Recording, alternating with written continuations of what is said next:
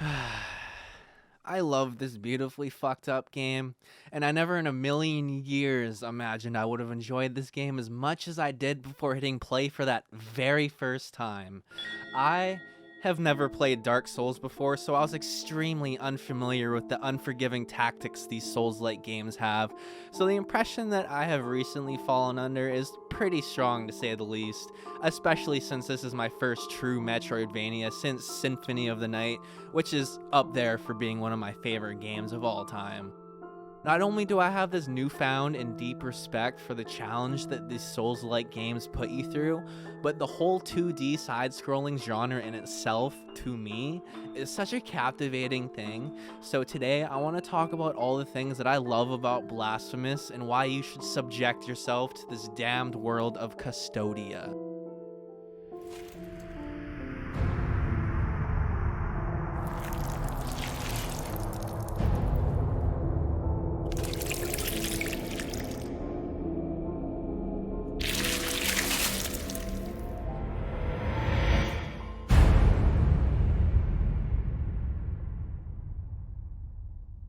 Blasphemous was Kickstarter funded and was brought to us by the finest chefs of the game kitchen based outside of Spain. And with that, they incorporated a vast amount of Spanish culture into this full course meal that they have cooked up for us. The setting of Cvstodia is inspired by the capital of southern Spain, Seville, and holds such a beautiful color palette that it feels like you're inside the panels of a gothic comic book. Throughout the game, you'll notice a heavy use of religious imagery that paints such a hypnotizing and spellbinding desolate dreamscape, which is full of your most unnatural nightmare or potentially your craziest dreams, if you're that macabre. And the souls of this world definitely fit that description. Everyone you will encounter and every villain you will face is suffering in their own way. I don't think anyone in this game is having a good time in the slightest. They're all kind of just trapped within their own little veil of purgatory. From the get-go, you are summoned as the Penitent One, whose looks take inspiration from the Holy Week, and your sole purpose will be to cleanse the lands of guilt. You initially rise upon what you will note a mountain of other penitent ones who have fallen before you. If you pay close attention, this is a subtle hint to the small fraction of times that you yourself will fall and die within this game. Automatically from there, it's set in stone that you are just another one trying to go about their duties and are quickly humbled to know that you aren't special in any way. Just in case you were thinking you were.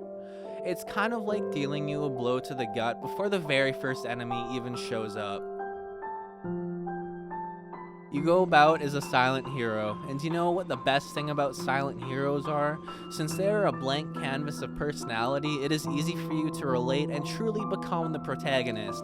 And what better game to truly become the character than Blasphemous, especially considering the people of Cvstodia are referred to and called custodians. I gotta admit, I struggled to find my initial interest in this game, especially considering for how unbelievably unforgiving it is when all you do is die, fall into spike pits which conjure up a certain type of anxiety every time they appear on the screen, and get hit by overpowered enemies who drain like half your health with one swing. Like, who wants that?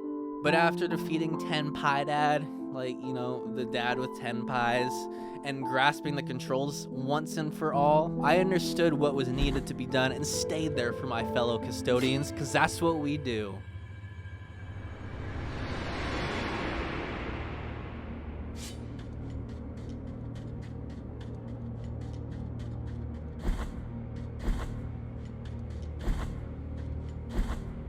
In the name of the great ordeal and the sons of the miracle, when you humbled yourself before my most holy body, you have been granted the presence of my golden visage, custodian of one of the three sorrows of the soul in penance. Our miracle has chosen me amongst all the peers, just as it chose you, to walk on this sacred sea. May the gold in my visage melt and erase the attrition of your soul. Heart of guilt, return now from the dream.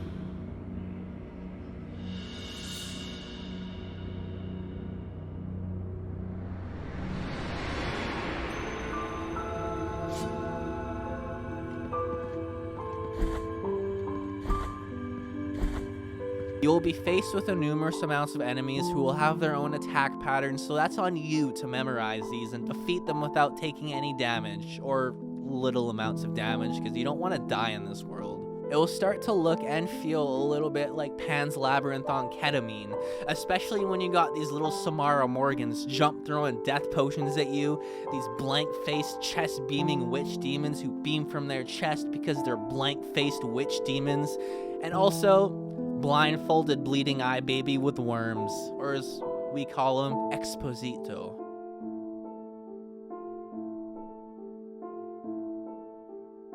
The bosses pose such a unique challenge that you will either look forward to or absolutely dread facing them. They also have their own unique attack formulas, so they are essentially puzzles that you have to figure out while trying not to take substantial blows, contrasted to the little amounts of damage that you bestow upon them.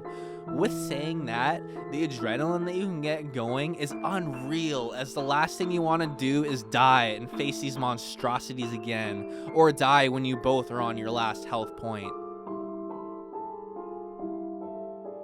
With the vast amount of timing that you have to master within this game, it becomes very rhythmic after a while, and you can get locked into your own little entranced zone that is entirely enhanced by the soundtrack. With a good Metroidvania, an even better soundtrack stands behind it. You will hear inspirations being derived and drawn from the Spanish culture, as it does nothing but complement everything else that the game has thrown onto you. It's so hauntingly gothic in its own right while not being over the top, and every section of the map that you will progress into will always make you wonder what kinds of sounds will be presented next. It will also make every area enjoyable to revisit, as you will be covering old ground constantly, trying to go back to places you couldn't get to before to further progress the story, or are diving into side quests, which the game doesn't necessarily tell you about, but you'll pick up these items and you're supposed to decipher the cryptic information behind it. With everything that you obtain within the world of Cvstodia, it is filled with so much imaginative lore that further paints this dreary and unsettling picture these crazy chefs at the game kitchen have cooked up for us.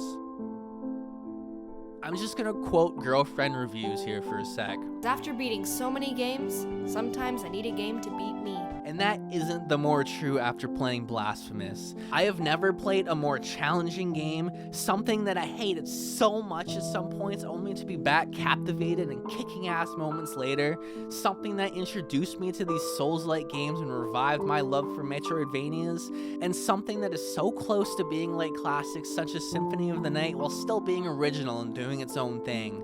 Blasphemous feels like such a breath of fresh air from these subgenres, though I haven't played too many, so who am I to say? But taken from the inspirations as well as the notes and chords that the game kitchen have struck, this game should go down as one of the best of the best. And with that, I just want to say thank you. Sincerely, Freddy Savage.